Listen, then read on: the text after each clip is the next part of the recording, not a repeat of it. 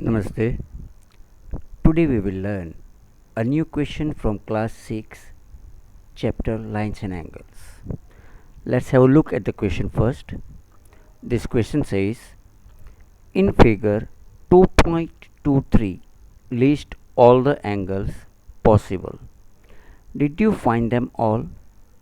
Now guess the measures of all the angles, then measure the angles with a protractor. Record all your numbers in a table. See how close your guesses are to the actual measures. Now, out of the whole question, we are going to learn only first part, that is listing all the possible angles. क्योंकि ज़्यादातर student को angles recognise करने में ही problem आता है, तो हम इस वीडियो में सिर्फ इतना देखेंगे कि यहाँ पे एंगल को रिकग्नाइज कैसे करते हैं। तो ये क्वेश्चन सॉल्व करने से पहले आपके पास कुछ बेसिक नॉलेज होना बहुत ज़रूरी है। जो जितना भी बेसिक नॉलेज है उसमें से दो चीज़ जो ज़रूरी है उसके बारे में पहले हम जान लेते हैं। वो है कि मान लीजिए यहाँ पे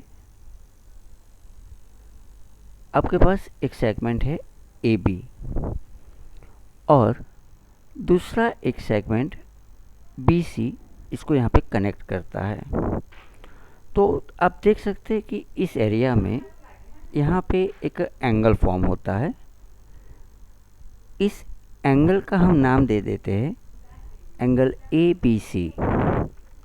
अब आपको एक बात जानना पड़ेगा कि काफ़ी टाइम इस एंगल को कभी कभी आगे के स्टैंडर्ड्स में आप देखोगे कि एंगल को नंबर भी दिया जाता है पहचानने के लिए। जैसे कि यह है एंगल 1, तो इसको हम एंगल 1 भी दिखा सकते हैं।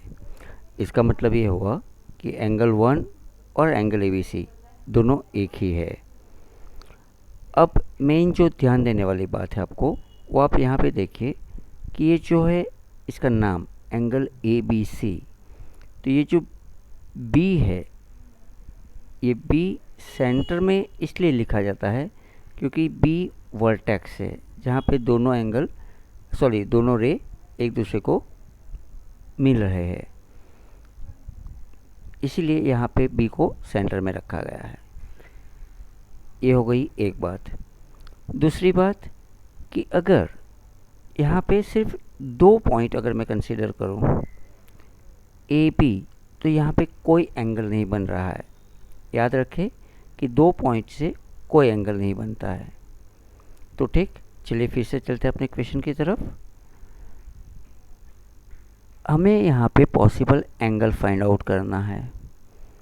तो यहाँ पे आप देख सकते हैं 3 पॉइंट पहले P A C, A P C D L R S B, ये सारे पॉइंट्स है। तो हम पहले बात करेंगे पी ए सी की। तो यहाँ पे आप देखेंगे कि जो एक सेगमेंट है ये ए पी बन रहा है यहाँ पे, दूसरा इसके साथ बन रहा है ए सी। तो एक एंगल यहाँ पे फॉर्म हो रहा है, इसको हम नाम देंगे 1। तो ये हो गया हमारा सबसे पहला एंगल 1, जिसको हम कहेंगे एंगल पी ए सी। अब थोड़ा ध्यान इस एरिया में दीजिए क्योंकि ये पॉइंट पी जो है ये अगर आर से चालू करते हैं, हम वापस एक बार देख लीजिए, पॉइंट पी के बदले हम आर से चालू करते अगर, तो भी ये एंगल 1 ही रहता। यहीं पे एंगल बन रहा है और जितना था उतना ही है। तो इसका खाली नाम चेंज कर सकते हैं हम, एंगल 1 को हम बोल सकते हैं आर ए सी। अगर आप थोड़ा सा और इसको एक्सटेंड कर दे यहाँ पे, तो भी ये एंगल उसी साइज़ का और वही रहता 1, हालांकि उसका नाम हो जाता एंगल बी ए सी। तो हम कोई भी एंगल बोले वो एंगल 1 ही रहने वाला है। तो हम फाइनली इसको देख लेते हैं कि इस बार ये बन रहा है कुछ इस तरह से पी ए सी और यहाँ पे बन रहा है एंगल 1। तो ये हो गया हमारा angle P A C. This is our first angle. उसी तरह से इस कॉर्नर में अगर आप देखेंगे तो ये पी ए, यहाँ पे पी एल, तो यहाँ पे एक एंगल फॉर्म हो रहा है, उसको हम नंबर देंगे 2। तो ये हो गया हमारा एंगल 2 जिसका नाम है A P L. Same way अगर हम इस तरह पे देखें पी आर और पी एल, तो यहाँ पे एक एंगल फॉर्म हो रहा है थर्ड नंबर, तो एंगल 3 हमारा बन रहा है एंगल आर पी एल। अब एक बात ध्यान रखिए, यहाँ पे आप एंगल को एल पी आर भी बोल सकते हो, लेकिन पी जो है वो हमेशा सेंटर में आएगा इस नंबर पे। नंबर और नाम दो मिसमैच नहीं होनी चाहिए, ये फ्यूचर क्लासेस के लिए भी याद रखना, 8, 9, 10 के लिए भी। यहाँ पे आर पी और आर एस, तो एक एंगल यहाँ पे फॉर्म हो रहा है जिसको हम कहेंगे एंगल 4, और ये बन गया हमारा एंगल पी आर एस। अब हम यहाँ पे सेगमेंट ड्रॉ करके नहीं बताएंगे, सीधी पोजीशन बताते हैं कि यहाँ पे एक एंगल फॉर्म हमारा हो जाएगा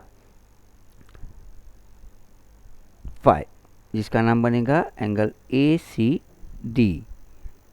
यहाँ पे एक एंगल फॉर्म हो रहा है जिसका नंबर देंगे हम 6, तो ये एंगल हो जाएगा हमारा पी एल डी।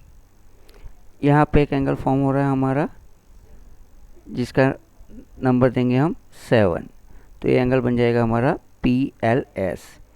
अब थोड़ा ध्यान यहाँ पे दीजिए कि ये था पी एल, ये कॉमन है, लेकिन एक बार ये लेफ़्ट साइड में 6 नंबर का एंगल बना रहा है और दूसरी बार ये राइट साइड में 7 नंबर का एंगल बना रहा है।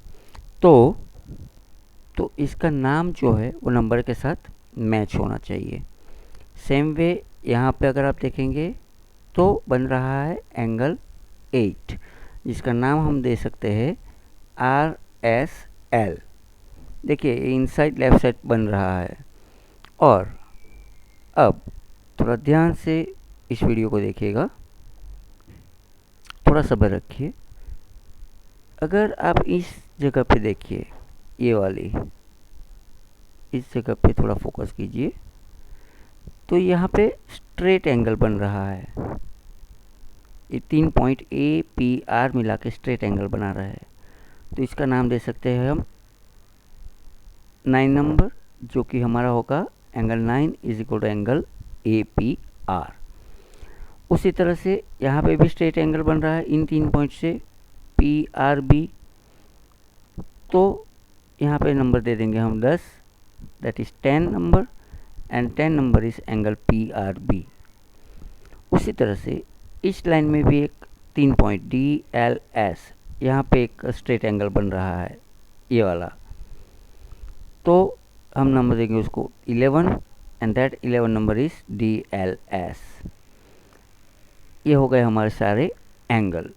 लेकिन अब अगर आप बहुत ही ध्यान से इस डायग्राम, इस फिगर का स्टडी करें, तो आप देख सकते हैं कि हमने एक एंगल मिस कर दिया यहाँ पे, और वो है ये, जो कि बी आर एस, इन 3 पॉइंट के कारण बन रहा है यहाँ पे एक एंगल। तो यह हमारा हो गया 12th angle, angle 12 that is equal to angle B R S. इसी के साथ हमारे सारे एंगल्स इस डायग्राम में जो दिए गए वो फाइंड कर लिए हमने।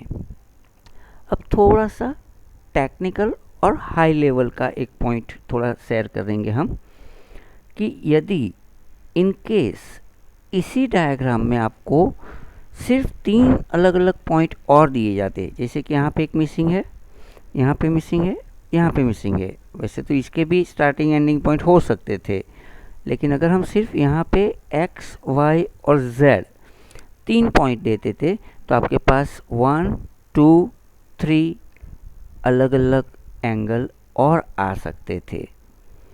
जबकि ये टेक्स्ट बुक में नहीं दिया है, तो हम सिर्फ हमारे पास जितने एंगल है उसी की बात करेंगे, और ये रहे हमारे 12 एंगल।